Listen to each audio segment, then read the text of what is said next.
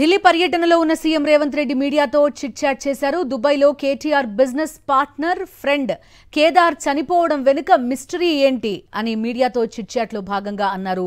రేవంత్ రెడ్డి కేదార్ చనిపోవడంపై కేటీఆర్ ఎందుకు విచారణ కోరడం లేదని ప్రశ్నించారు. రాడిసన్ డ్రగ్స్ కేసులో కేదార్ నిందితుడిగా ఉన్నారన్నారు రేవంత్ రెడ్డి. కేసులతో సంబంధం ఉన్నవారు వరుసగా చనిపోవడం వెనుక ఉన్న మిస్టరీ ఏంటి అని సీఎం రేవంత్ రెడ్డి చిట్ చాట్లో భాగంగా అన్నారు. సంజీవ్ రెడ్డి, రాజలింగం, కేదార్ మరణాల వెనుక మిస్టరీ ఉందన్నారు.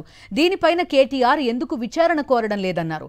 ఫిర్యాదులు వస్తే దర్యాప్తుకు సిద్ధంగా ఉన్నామని సీఎం రేవంత్ రెడ్డి మీడియాతో చిట్ చాట్లో భాగంగా అన్నారు. CM Revanth Reddy hot comments కి సంబంధించిన పూర్తి డీటెయిల్స్ అందిస్తారు మా కరెస్పాండెంట్ వెంకటేష్. ఢిల్లీ నుంచి లైవ్ లో జాయిన్ అవుతున్నారు. వెంకటేష్, చూస్తున్నాం ఏదో ఒక పెద్ద డ్రగ్స్ దందాకి సంబంధించి వరుసగా మిస్టీరియస్ మర్డర్ జరుగుతున్నట్టుగా ఈ మొత్తం దీన్ని ప్రజెంట్ చేసిన పరిస్థితి మనకు కనిపిస్తోంది.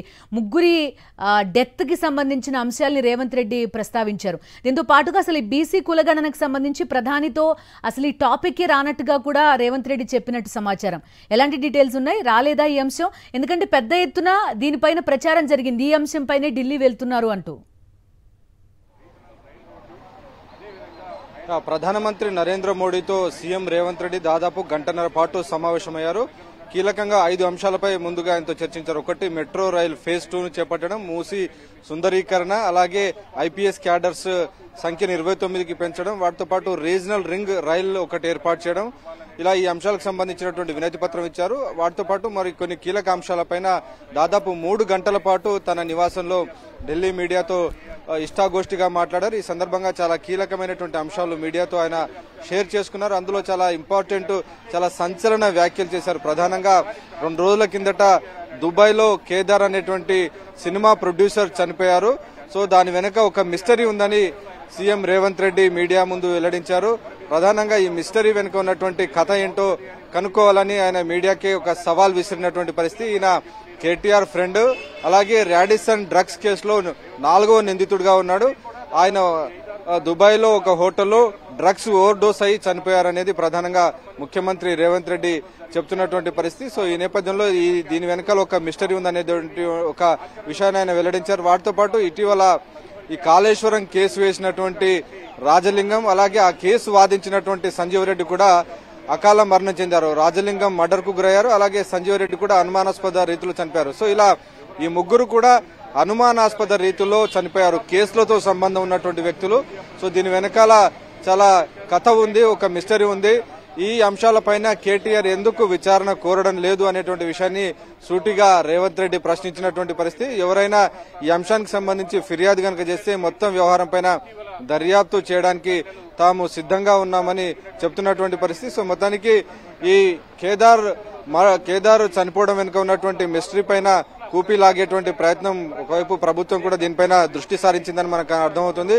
దుబాయ్లో ఉన్నటువంటి ఆయన డెడ్ బాడీని ఇప్పుడు హైదరాబాద్ కు తీసుకొస్తున్నారు. సో ఆ తర్వాత ఈ మొత్తం అంశం పైన ప్రభుత్వం దృష్టి పెట్టేటువంటి అవకాశం కనబడుతుంది. ఈయన కేటీఆర్ కు ఫ్రెండ్ అని, అలాగే ఆయన వ్యాపార భాగస్వామిగా ఉన్నాడని కూడా డైరెక్ట్ గా సీఎం రేవంత్ రెడ్డి వెల్లడించినటువంటి పరిస్థితి. సో దీని వెనకాల చాలా కథా కమామిష్ ఉందని ఆయన చెప్తున్నటువంటి పరిస్థితి.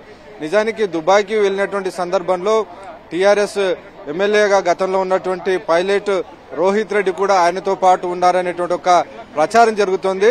సో ఈ నేపథ్యంలో ఈ అంశాలపైన రేవంత్ రెడ్డి స్వయంగా మీడియాకు వెల్లడించినటువంటి నేపథ్యంలో దీని వెనకాల ఉన్నటువంటి ఒక మిస్టరీని ఛేదించేటువంటి దిశగా ఇటు రాష్ట్ర ప్రభుత్వం దృష్టి సారించిందనేది మనకు క్లియర్ గా అర్థమవుతుంది.